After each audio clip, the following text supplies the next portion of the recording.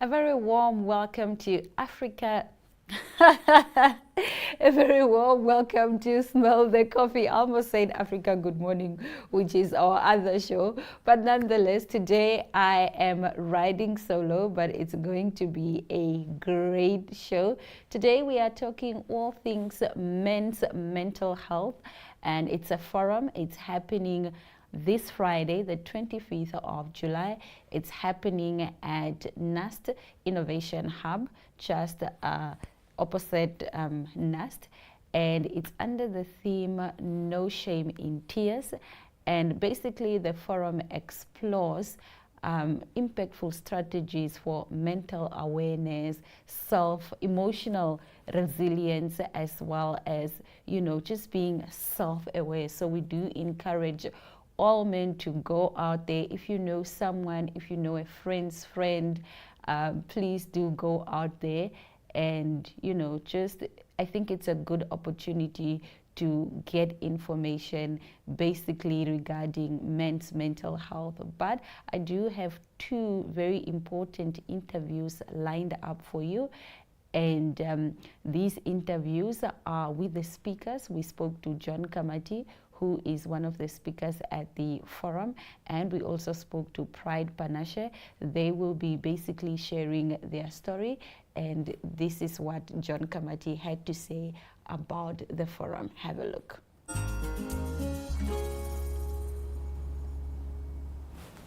Joining us right now is Mr. John Kamati, who is one of the speakers at the Patient Care Men's Mental Health Forum. How are you doing this morning? Very well indeed, and so good to meet you. Thank you so much. Did a good job at Miss Namibia. Thank you so much. That's a lovely compliment.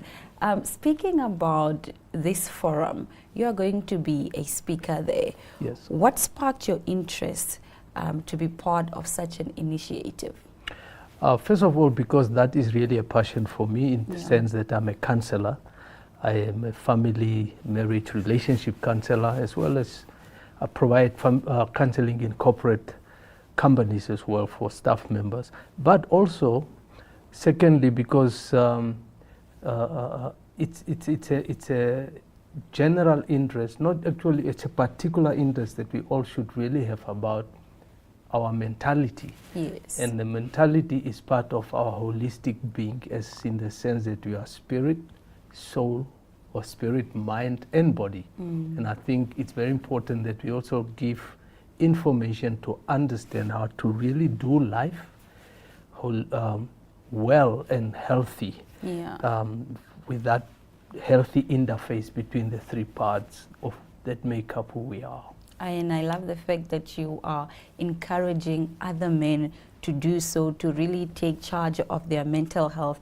I think we live in a time where, a lot of men aren't really invested in that, or we don't really see platforms for them the way they can, be educated on such things. So why do you think most men are skeptical about, just talking about their mental health and opening up about it?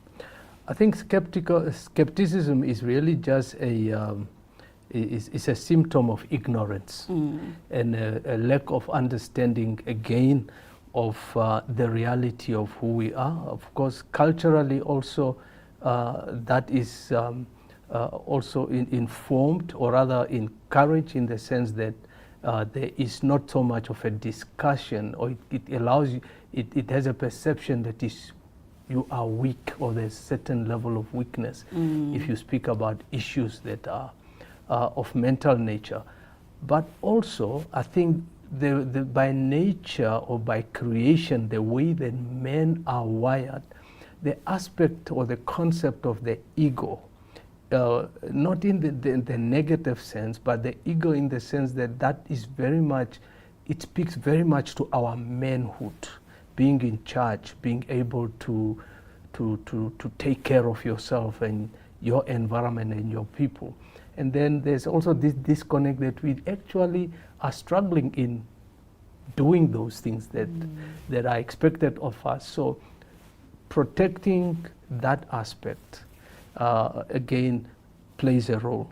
Maybe to go back to your first question, one of the interests that I have in also being part of this platform is that I myself have lived with a mental condition or mental health condition for exactly 40 years this year. In fact, just for interest sake, I even bought tablets that I take every day that I've been taking, and I want to prove to people and to showcase that there is no taboo. It's like having any other health condition, and if necessitated, you might have to take medication. And that's why I was talking about this interface, that your emotions, your thinking, is also has a physiological component, in the sense that you find that people, when you are depressed, your body manifests physical characteristics that might need other medical conditions. I was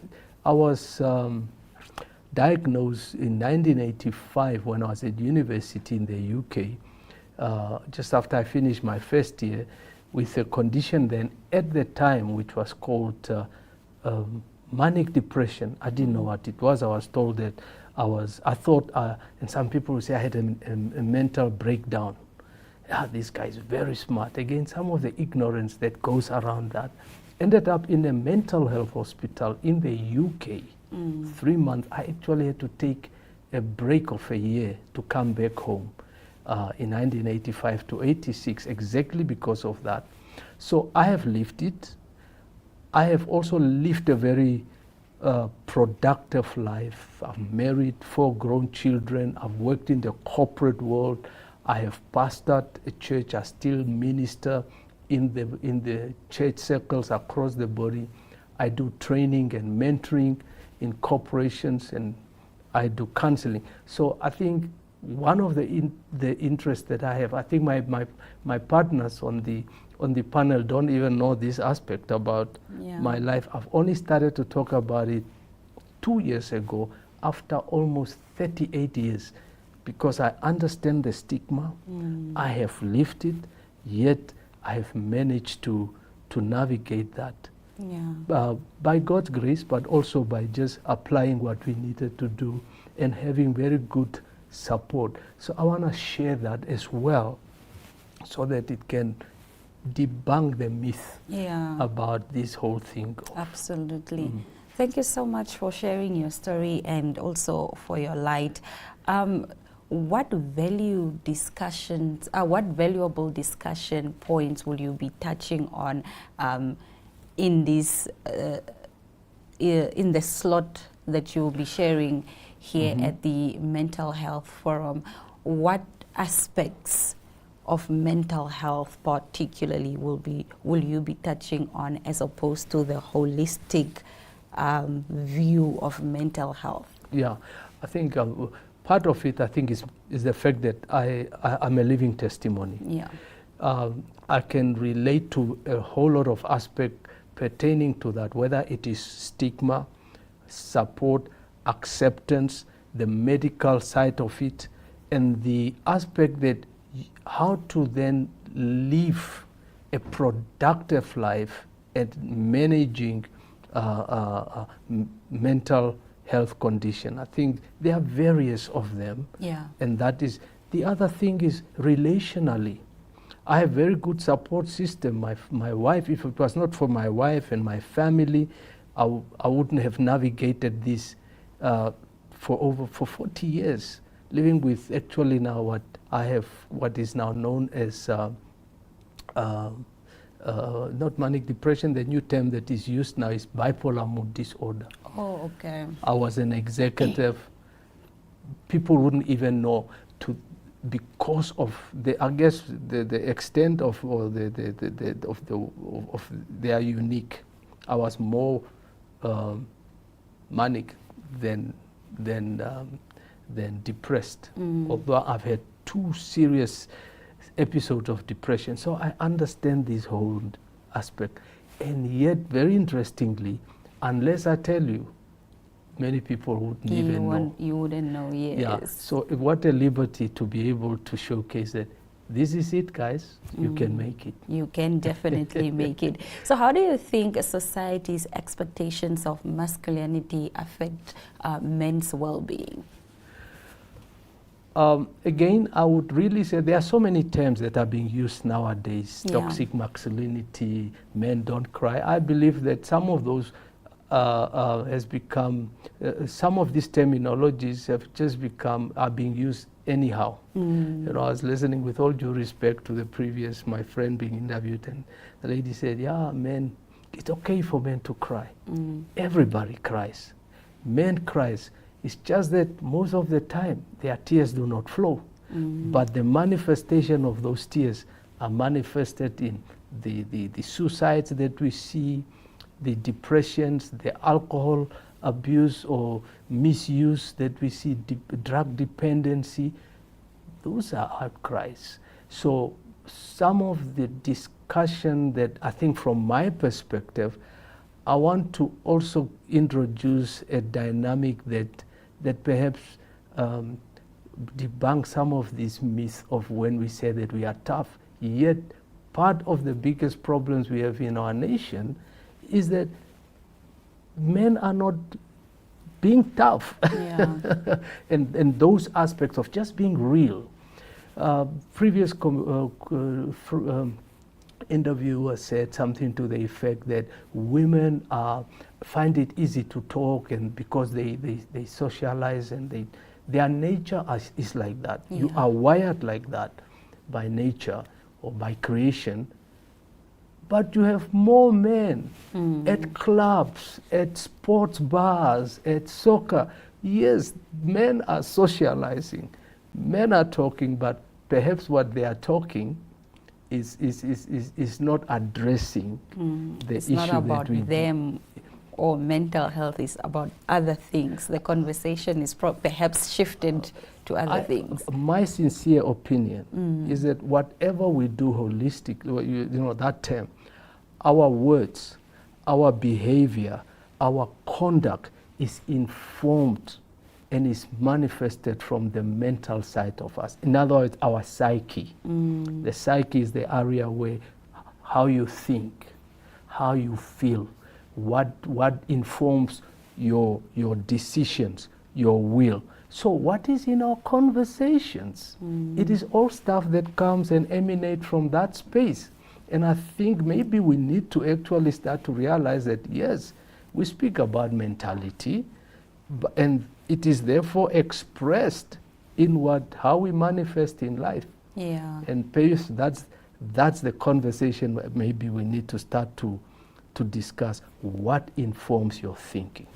That's where, as I conclude, I would say that our spirituality informs our thinking. Our thinking informs our physical expression, and that's what makes the picture whole. I think you've got me thinking now. The whole day I'll be thinking, what informs your thinking? I think that's something that I will take with me today and really think about it holistically, so I can also understand, you know, my place. Yeah. So why would you encourage men to attend this event, and when is the event? The event is taking place on Friday Yeah. at 6 o'clock at NUST at the Innovation Hub. We encourage you to come, make time, be there by 5:30 or so. There's a fee to it of 350. You can also get your tickets via Event Hub online. Check it out also on the social media platforms of Patient Care. Myself on my personal platform, John Afeni Kamati, Pride Panashe, those informations are on there. Awesome. It's a man things, so easy. We will encourage, we will send it out to the men in our lives to come through. Thank you so much, Mr. Thank you John most kindly. Kamati. Thank All right, let's have another look at Pride Panashe, who is a speaker at the same Men's Mental Health Forum.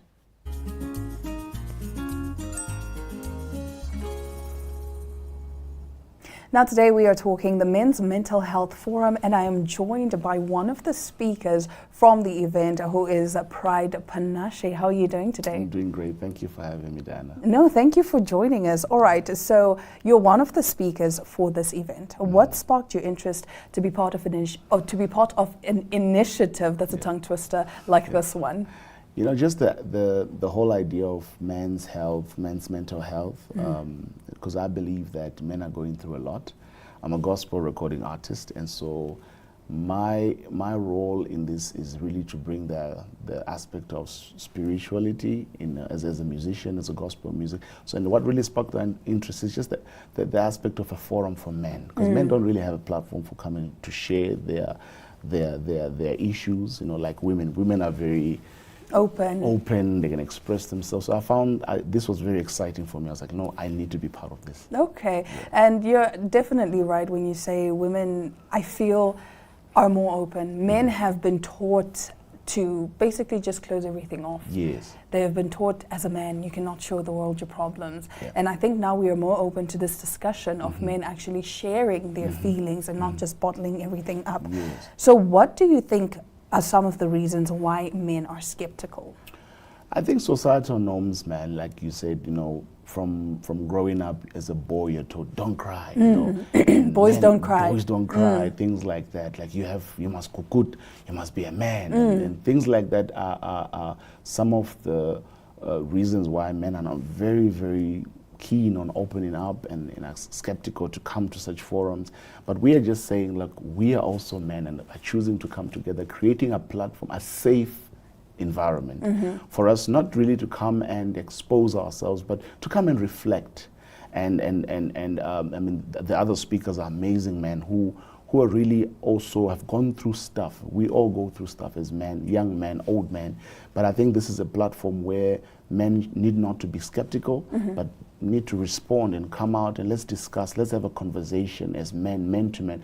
I take this platform almost as like a men cave. Okay. You know, where men are, I don't want to use the word vulnerable, but you know, also, yeah, men can come and reflect and express, you know, because I think a lot of our men are going through a lot of financial issues, you know, marital issues. There's a lot of expectations from society, from family. You know, as a young married man, I think I will be very appealing as one of the panelists, even to other young men that will come. And so I'm excited to see what this platform is going to do for our Namibian men. All right, I'm also excited to see. Unfortunately, I can't attend because you know. Yeah. All right, now give us an overview of some of the valuable discussion points that you will be touching on. Sure, there will be a lot of points, but one I can just mention on from my side as a minister of music and gospel scene.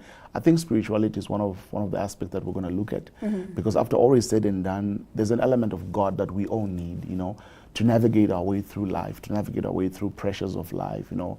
There's a lot of societal pressures that men go through, and this is not to discredit what women go through, but you know, the focus is on men right now. So I think just to mention a few, finances, marital issues, you know, just how this all weighs down the male counterpart. Yeah. All right, and finally, how would you encourage men to attend this event? Already you have said, you know, you will be touching on the spiritual aspect, but let's say there's some of those that are not spiritually inclined with you and with your beliefs. How would you then approach them, or rather appeal to them to attend this event? I like the way you put it.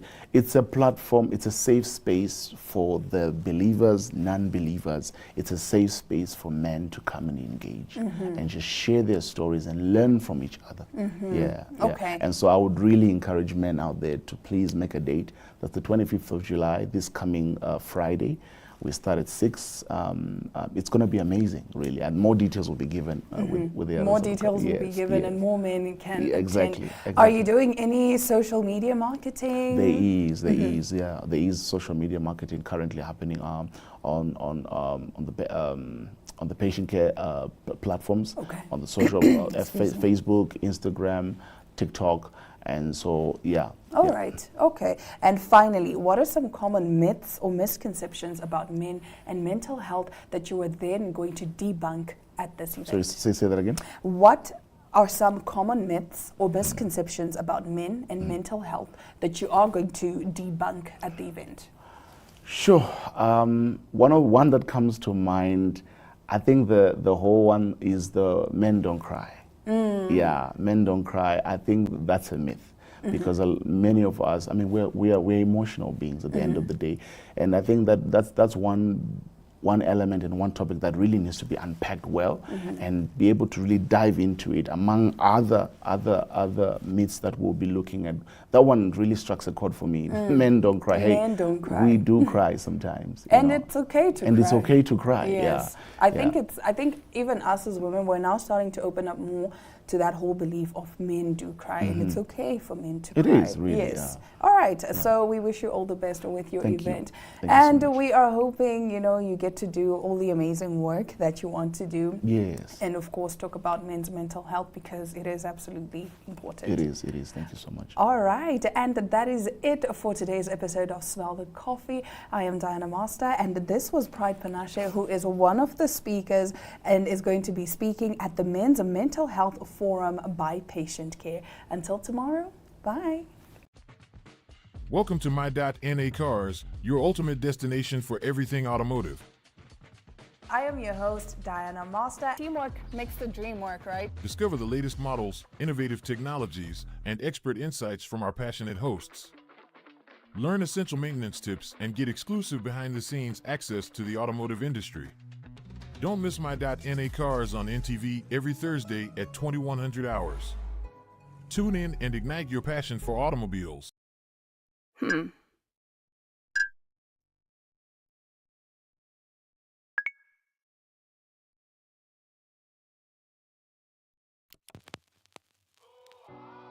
eTicket, your online ticket solution for events and event marketing, bringing you ease of mind and making sure that your event gets out there.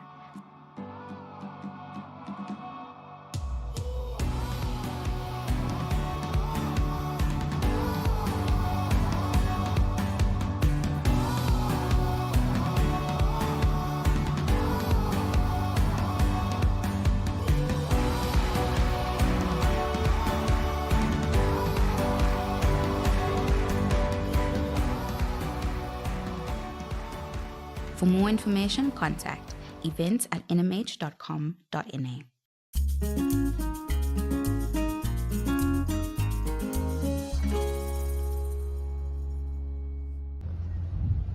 Every single brick of stone have unique click of interlocking system. Unfortunately, every 3 meters we have another temple. We don't even sure the stone we put right here belong to this foundation.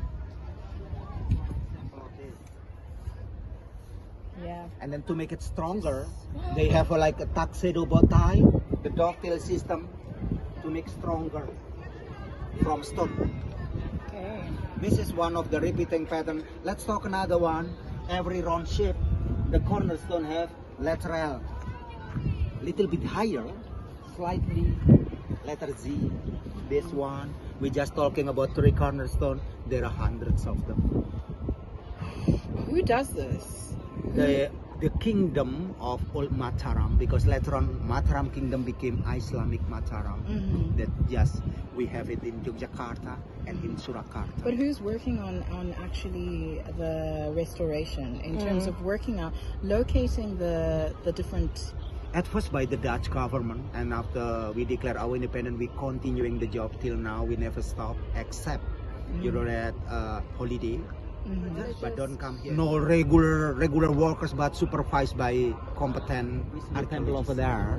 It was held by UNESCO. They need 400 workers, 9 years, $1.6 million for one temple, because we got to break open the temple until its foundation, and then we cannot set the stone right here. We have to do so many trial and error reconstruction in different places. After really correct, we move it back to its original place.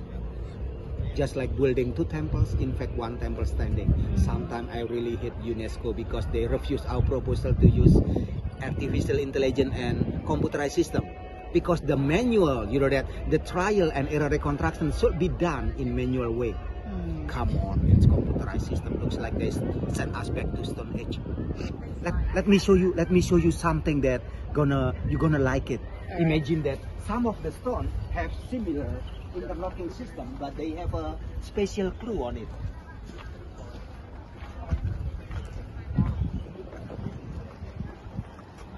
Kindly take a picture of this. So we have, oh, be careful. So many interlocking system like that. Slightly they do additional carving, just try to show you which level they come from.